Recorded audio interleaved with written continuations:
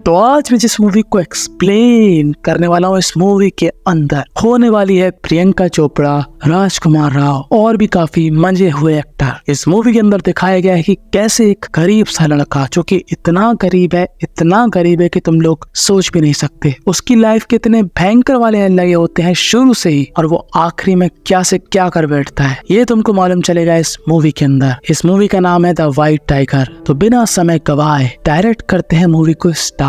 तो movie start होती है जहाँ पर हमको एक बहुत ही ज्यादा वेल ड्रेस बंदा दिखता है। इसका नाम होता है बलराम। अब जैसे कि हमको बलराम दिख रहा है कि वो कितना ज्यादा अमीर है। अब एप्पल का लैपटॉप हर किसी के पास थोड़ी ना होता, पर बलराम हमको यहाँ पर यह भी बता रहा है कि पुलिस उसके पीछे पड़ी हुई है। क्यों पड़ी हुई है अब हम ये जानते हैं। तो बलराम एक बहुत ही ज्यादा पिछड़े वर्ग से आता है। उसके गाँव में तरक्की का ताब ही नहीं है। हमें छोटे से सिखाया गया कि अपने बड़ों की इज्जत करनी चाहिए, पर मुझे ये कहते हुए काफी बुरा महसूस हो रहा है कि बलराम की दादी बहुत ही बड़ी लहन की बॉडी थी। अब मैं ऐसा क्यों बोल रहा हूँ ये आपको आगे मालूम चलेगा। तो बलराम, जो कि पढ़ाई लिखाई में बहुत ही ज्यादा होशियार था बचपन से ही, उसको इंग्लिश पढ़ना आता था, उसको हिंदी पढ़ना आता था, उसको हिंदी लिखना आता था, उसको काफी सारी चीजों की नॉलेज भी थी। पर वही गरीबी का बंदी रोना। पिताजी ने घर भाई सुधार ले रखे थे। पहले बलराम का बड़ा भाई वहाँ पर काम किया करता था, अब बलराम को भी लगा लिया जाता है। और बलराम के परिवार में इतने लोग होते हैं कि क्या ही बताएं। नहीं, इनके घर में एक तो गरीबी भी होती है क्योंकि आसानी से काम नहीं मिलता, तीसरी टांग के मोजी की नॉलेज है नहीं इनको, तो खाली बैठे हैं, क्या करेंगे, अक्कुम ही बक्कुम करते हैं ये लोग। और उस अक्कुम बक्कुम से होते हैं बहुत सारे बच्चे उत्पन्न, और फिर उनके भविष्य के लंबे वाले लग जाते हैं। ऐसी कुछ हाल था बलराम और उसके परिवार का। और जो बलराम का गाँव है, वहाँ की जो जमीन है वो इस जमींदार की है, जिससे ये सारे गांव वाले नफरत करते हैं। और ये उसका बड़ा बेटा है जिसको ये लोग बुलाते हैं नेवला। अब कुछ दिनों बाद बलराम के पिताजी की भी मौत हो जाती है। और हम सभी को मालूम कि इंडिया के गवर्नमेंट हॉस्पिटल की हालत बीए की डिग्री के समान है, बस नाम मात्र के लिए है। अगर मैं अपना पर्सनल एक्सपीरियंस भी बताऊं ना, तो तुम यकीन नहीं मानोगे कि राइट में कोई नर्स भी नहीं रहा करती थी हॉस्पिटल में। मतलब इतनी ज्यादा बुरी हालत है इंडिया के हॉस्पिटल्स की। अब ऐसे बलराम को कुछ साल बीत जाते हैं और बलराम हो जाता है बड़ा। और ऐसी जमींदार कभी कभी आया करता था, और आज वो आया था अपने छोटे बेटे के साथ। इस बंदे का नाम होता है अशोक, जो कि अभी हाल ही में अमेरिका से आया था। और बलराम ने जैसे ही अशोक को देखा,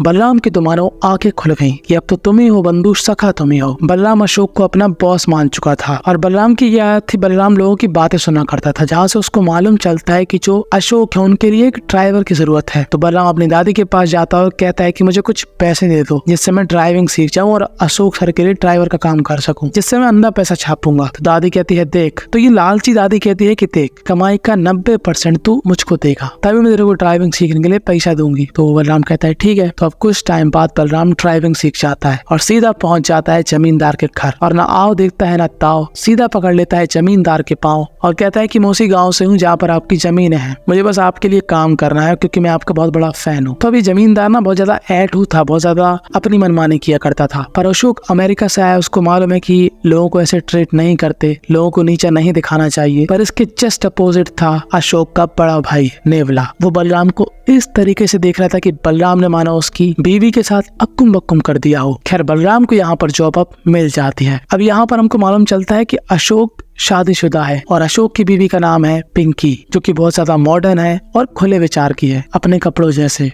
और बलराम का जो बड़ा भाई है वो उससे हर महीने पैसे लेने के लिए आता है, क्योंकि इस समय बलराम की कमाई से उनका घर चल रहा है। अब कुछ दिनों बाद इस जमींदार के घर पे आती है एक नेता, जो थी छोटी कास्ट की, पर उसने तरक्की काफी ज्यादा कर ली है। तो अब वो इन ऊंची जात वालों को पैरों की नोक पर रखती है कि लहन के वोड़ो, मुझे मालूम है कि तुम लोग कोयले का व्यापार करते हो, मुझे 10 लाख रुपए चाहिए, नहीं तो अपनी चाम उदाओ। सच में ये लोग बहुत बुरी गाली दे रहे थे इस मूवी के अंदर। अब इस नेता के जाने के बाद ये जमींदार बहुत ज्यादा परेशान था कि लहन की बॉडी बहुत ज्यादा चालू है, ये हमको काम नहीं करने देगी। हम ऐसा करते हैं, दिल्ली जाकर इसकी सरकार ही बदल देते हैं, यानी कि अपोजिशन को पैसा खिलाएंगे जिससे वो जीत जाए और इस औरत की ऐसी तैसी हो जाए। अब ये लोग दिल्ली के लिए निकल जाते हैं और उनका ड्राइवर कौन था? बलराम। अब जैसे कि कई लोगों की अपनी अपनी चॉइस होती है, किसी को रिया पसंद है, किसी को प्रिया पसंद है, किसी को कविता पसंद है, किसी को भूमि पसंद है, पर बलराम को पसंद थी कमला पसंद। बलराम के पीले पीले दांत देखकर हमको साफ साफ मालूम चल रहा था कि बलराम भाई साहब कमला के बहुत बड़े दीवाने थे। वो हर समय कमला पसंद खाया करते थे। अब अशोक और उसका बड़ा भाई अपोजिशन को खूब पैसा खिलाते हैं कि बस उनका काम हो जाए। अब अशोक जो था वो बलराम को ना बहुत ज्यादा रिस्पेक्ट दिया करता था कि वो उसकी सिर्फ जॉब है, पर बलराम के अंदर वही गरीब वाला कीड़ा है कि मैं तो आपका गुलाम हूँ, मैं तो आपका नौकर हूँ, तुम्हारे लिए कुछ भी कर सकता हूँ, साफ सफाई से लेके कुछ भी कर सकता हूँ, मतलब कुछ भी। पर अशोक को काफी बुरा लगता है कि बलराम ऐसा क्यों समझता समझता है अपने लिए। हर एक इंसान है, सबको आगे बढ़ने का अधिकार है, पर नेवला ऐसा नहीं समझता। नेवला कहते हैं कि ये साले नाले के कीड़े हैं, इनको नाली में ही रहने दो और इनको औकात दिखाओ कि हाँ बेटा तुम हो नाले के कीड़े। पर नेवले के जाने के बाद अब बचे थे सिर्फ अशोक और बलराम, और ये दोनों ही काफी खुश रहा करते थे। अशोक को जो करना है वो किया करता था बिना किसी रोक टोक के, और बलराम पे कोई गुस्सा नहीं होता था, ना ही उसको कोई खड़ी खोटी सुनाई करता था। और जिस होटल में अशोक रुका हुआ था वहाँ पर जो ड्राइवर्स और सर्वेंट के कमरे थे, वहाँ पर और भी लोग होते हैं जो कि बहुत ही बड़े चादर मोड़ होते हैं। वो यहाँ पर बलराम से बहुत उल्टी सीधी बातें करते हैं कि कभी अक्कुम अक्कुम किया क्या, कभी लड़कियों के अनमोल रत्नों से खेला क्या, तीसरी टांग से बस पेशाब करता है क्या,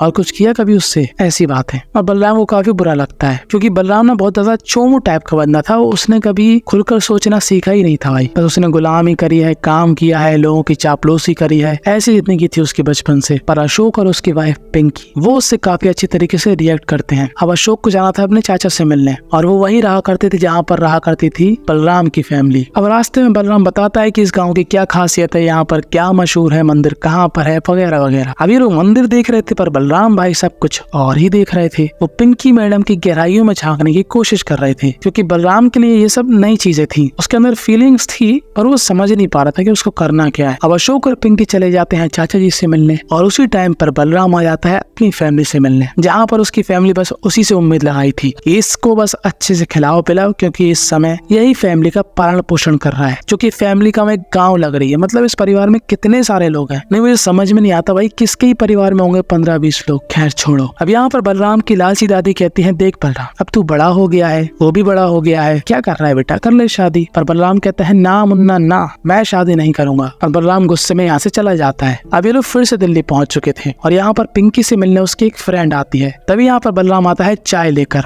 तभी पिंकी बलराम की इतनी भयंकर वाली बेइज्जती करती है कि क्या ही बताएं। पिंकी कहती है बलराम ये क्या हालत बना रखी है तुमने, है तुम्हारे मुंह से बास आती है, कपड़ों में पता नहीं क्या गुटका वुटका लगा रखा है, तुम साफ सफाई से क्यों नहीं रहते। मतलब पिंकी ने अपनी फ्रेंड के सामने बलराम की जो धोई थी, क्या ही बताए इंसान के आंसू आ जाए। पर बलराम भाई साहब पता नहीं कौन सी चक्की का आटा खाते थे। पिंकी की फ्रेंड के जाने के बाद वो पिंकी को इतनी बार सॉरी बोलता है कि क्या ही बताएं। पर पिंकी बलराम को कुछ सिखाना चाह रही थी। वो बलराम को अपने साथ बिठालती है और कहती है देखो बलराम अमेरिका में ना मैं कोई बहुत रिच फैमिली से बिलोंग नहीं करती, हम लोगों की छोटी मोटी दुकान है वहाँ पर। मुझे मालूम है कि तुम्हारा स्ट्रगल क्या है, मुझे मालूम है कि तुम काफी नीचे स्तर से आते हो, पर तुम्हारी लाइफ का कोई गोल भी तो होना चाहिए ना कि तुमको एक बड़ा आदमी बनना है, तुमको कुछ करके दिखाना है। ये ऐसे घूमने फिरने से कुछ नहीं होने वाला लाइफ में। अब बलराम अपने कपड़ों पर ध्यान देता है, अपने लुक्स पर ध्यान देता है। अब अगले दिन था पिंकी का बर्थडे और पिंकी और अशोक कार के अंदर इतना भयंकर वाला प्रोग्राम रचाते हैं कि बलराम की तीसरी टांग में हरकत तक हो जाती। ये दोनों एक दूसरे को खाए जा रहे थे और बलराम यहाँ पर सब कुछ देख रहा था। तभी इनको याद आता है कि अरे बलराम भी तो है, तो ये लोग थोड़ा कंट्रोल करते हैं। अभी लोग बहुत ही भयंकर वाला मदिरा पान किए थे। पिंकी अब कहती है कि बलराम तू पीछे बैठ, गाड़ियां मैं चलाऊंगी। और बलराम के फटके 64 हो चुकी थी कि बीसी ये लोग गाड़ी चलाएंगे कहीं ठोक ठाक ना दे। और होता भी कुछ ऐसा है। गाड़ी चलाते वक्त पिंकी के सामने आ जाती है एक लड़की जिस पर वो ध्यान नहीं देती और बस गाड़ी उसके ऊपर से गुजर जाती है और वो लड़की ऑन द स्पॉट ऊपर पहुंच जाती है। अब पिंकी ड्राइविंग से हट गई थी और पिंकी ने जो किया था उसको देखकर उसकी फट गई थी। अब होता है नया सवेरा और हम लोग क्या देखते हैं कि यहाँ पर बलराम को जमींदार ने बुलाया। आज जमींदार यहाँ पर आया है और आज पता नहीं सूरज कहाँ से हुआ था। बलराम जिसको ये लोग इतना नीचा मानते थे, इतना सादा गलत तरीके से बिहेव करते थे,